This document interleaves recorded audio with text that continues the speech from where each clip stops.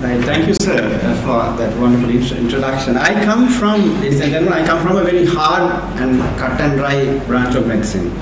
I'm an acute medicine physician working in one of the busiest general medical units in Sri Lanka. Look, listen and feel is a mantra that we hear almost every day. I've unashamedly borrowed it from the Resuscitation Council.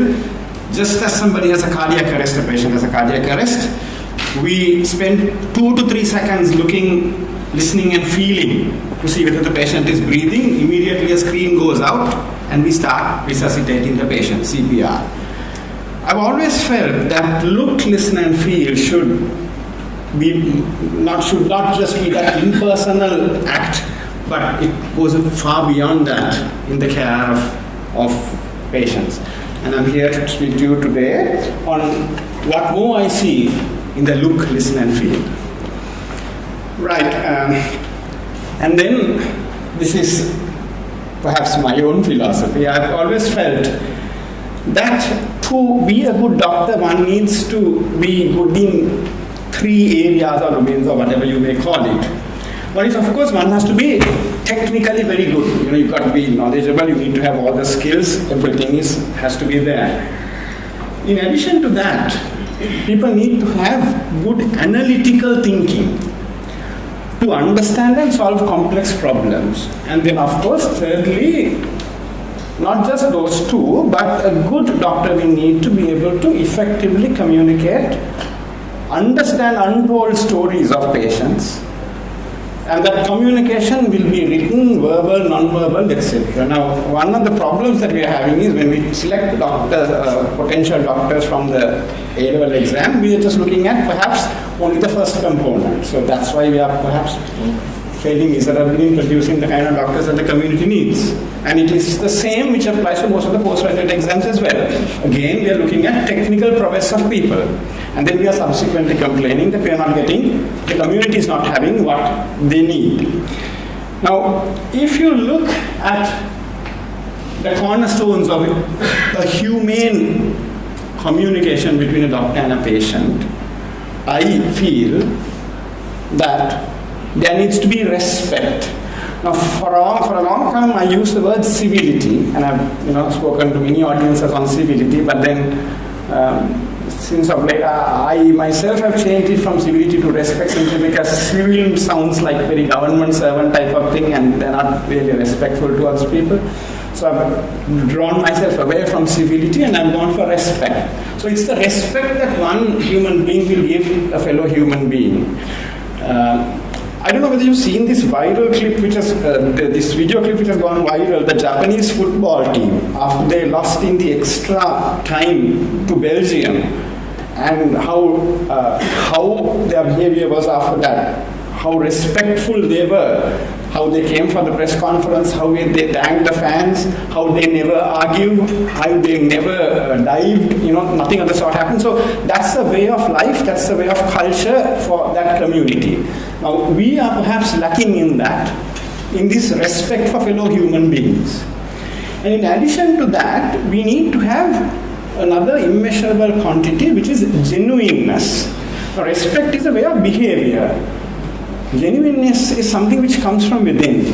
One could actually be respectful without being genuine also. That is also possible. I think the vice versa is also possible. You could be actually genuine but without being respectful. For instance, you just need to walk into any medical ward in the UK and you will see enough people who are respectful who are not genuine. They will say, "Sir, what may I do for you? Flower, you're wonderful, you're the greatest human beings," and they will come to the nurse's table and that old woman is really driving me nuts. Now, so you are having a respectful behavior, but which is not genuine. Then again, I have this colleague of mine in Gaul. We were dealing with a very complex patient who had taken Harpic and was having some, GI strictures. So my friend was very concerned about the patient, so we had long discussions about how to manage because the psychiatrist involved and all that. So he was very genuine in his efforts to help the patient, but when the patient subsequently told me the first time the patient went to him, he asked, "Kamse toilet ekak kiyala hituwada Harpic biuwe?" So that may not be being respectful, but he's very genuine in his concern. So to have an ideal humane communication, I feel that we must have both these elements, respect and genuineness. Now how do these fit in with my topic for the day, which is look, listen and feel. Now look is the very first connection two human beings, either doctor, patient or any two human beings will make. So we will look from the point of view of William Osler. All of you know William Osler. And also from the point of view of Gamini Karunasayana. I don't know whether any of you know Gamini Karunasayana. If not, we will find out who Gamini Karunasayana is shortly. Sir William Osler, a father figure of modern day medicine for most of us, he has implored at every turn, he has told his doctors that there should be self-sacrifice, there should be devotion, there should be love and tenderness to your fellow men. So that has been the cornerstone of his practice and what he taught the junior doctors. There's an interesting anecdote. Apparently he saw the crippled son of a very poor Polish immigrant in the ward. And 30 years later, that crippled boy's mother, the illiterate, poor Polish immigrant, recalled, he looked at me so kindly 30 years later. That is the impression William Osler made on patients. That is what a look can do. Of course, looks can work the other way also. Now, Gamini Karunasayana is a fictional character. Unfortunately, the picture is not coming out from this book called Chinaman, The Legend of Pradeep Matthew. Shehan Karunatilaka wrote this book, and he won the Gratian Prize in 2012 for this book. To me, Shehan is perhaps the best Sri Lankan writer in English fiction after Michael Undachi. Shehan is so good. So Shehan describes this character, Gamini Karunasayana, who is an alcoholic sports writer. And I will quote from the very first page of Shehan's book. This is about a consultation. This man has developed some hematemesis, so he's been taken to this fictional hospital called Navasiri Hospital. So in the Navasiri Hospital he says, the doctor is younger than my son and has a put-on smile that does not soften the blow. Mr. Karunasayana, your liver is being destroyed and it will get worse. At least I have my heart. My giggle is as pathetic as my attempt at humor. He ignores it and begins scribbling. Can't you give me pills? I can give you some pills for the nausea and the fever. I can also refer you to the alcohol counselor. The doctor tears off a chit branded by a pharmaceutical company I've never heard of. The rest, uncle, is up to you. How much time? I keep my tone even, my eyes fixed, hoping the pup won't see that the old dog is ruffled.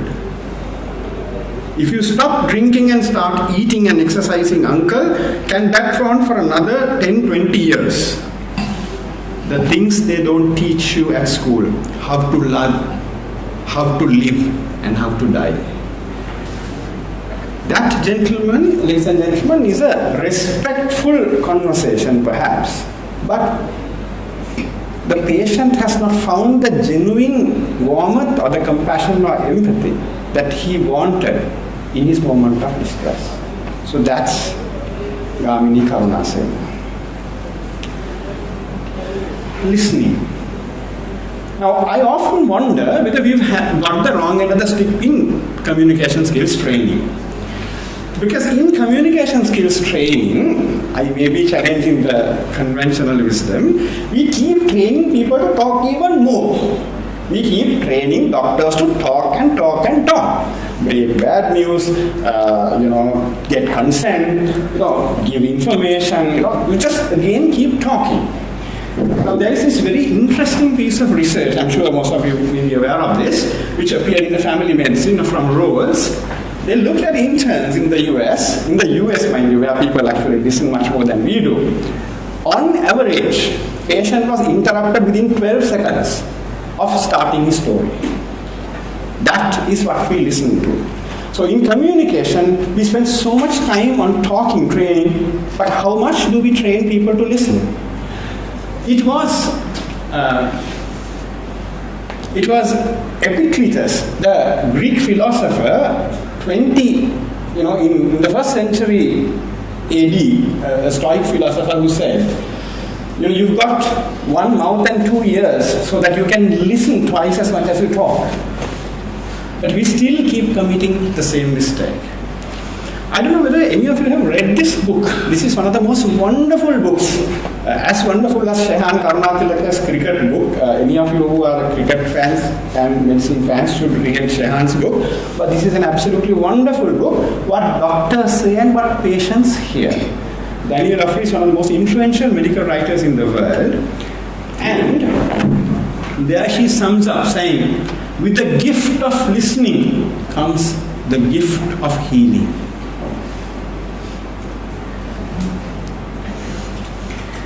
Feel. It is comforting for somebody who is insecure, who feels vulnerable, to feel the warmth and the comforting touch of the person to whom he or she has come for help. It is incumbent upon us to use touch to comfort patients. It might be a light touch on the shoulder, it might be holding somebody's hand, but that reassures in the moment of vulnerability. Holding somebody's hand will not cure the illness, but it will change so much the way the patient would perceive this illness and the comfort that they receive. And of course, it goes beyond comfort. I mean, like if you hold a patient by the hand, perhaps move towards the wrist, whilst you are comforting the patient, you may actually know that the patient is not cold and clammy cold and clammy.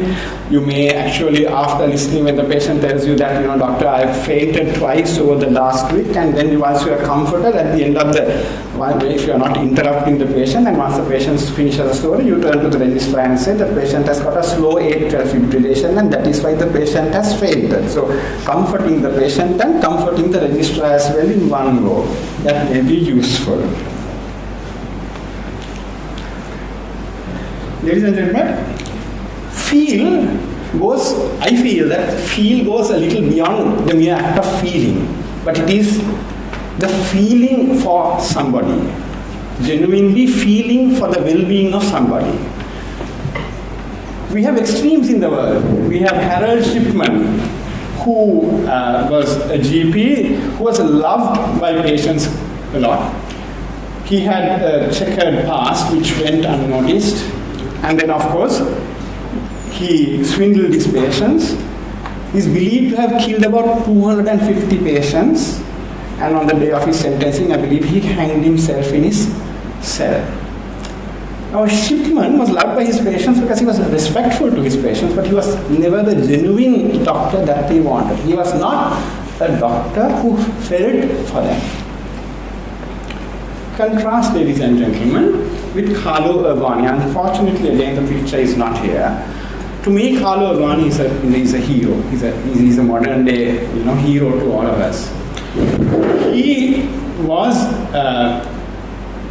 was an Italian physician who was working in a French hospital in Vietnam when the first SARS outbreak came about. He's the one who first alerted the WHO about this unusual respiratory illness which is coming up. And then when patients were dying, people were leaving the hospital, the staff was leaving the hospital because people who came into contact with the patients died. Dr. Carlo Urbani, he quarantined himself with the patients in the hospital, looked after them, and he died. By the time help came from various sources, he died 18 days later, after starting his. I'm not suggesting that we sacrifice our lives for patients, but that is the ultimate feeling for patients. Can we teach and train doctors in humaneness? I have left an empty slide. I do not know the answer. We will know in a few years' time whether these efforts have borne fruit and made a generation of humane doctors. If you ask my personal opinion, I do not think teaching humanities or training people can make them humane. But I feel, I concede that these kind of activities can make you go a little towards humanity. If you are already humane, you may become more humane. If you are already rubbish as a doctor, you may become a little less rubbish through these efforts. So I think we should go on. But whether they can make humane communities of humane doctors, the answer we will have to see in time to come. Ladies and gentlemen, I wish to conclude my brief talk reading out a poem to you. Now, I have only listed the last 2 lines. This was a poem written by John Stone, who is a cardiologist from Southern Carolina. Now, Gaudimus Igitur is a song. You can actually listen to that on YouTube. That is a song which people, when they are graduating from universities, sing. You know, how it means in Latin, let us rejoice, and how their burdens are over and how they are going to enjoy themselves, and they thank the university, thank the professors also in the song, beautiful song. So with that title, that's a song from the 13th century, but which people still sing. With that title, John Stone, they wrote this poem, a fairly long poem, for medical students who were graduating, for them to read and sing. And I will quote a few lines from that. For there will be the arts, and some will call them soft data, whereas in fact they are the hard data by which our lives are lived. For everyone comes to the arts too late, for you can be trained to listen only for the oboe out of the whole orchestra. For you may need to strain to hear the voice of the patient in the thin reed of his crime. For you will learn to see most acutely out of the corner of your eyes, to hear best with your inner ear. Ladies and gentlemen, let's look, listen, feel with the corner of our eyes and the inner of our ears. Thank you.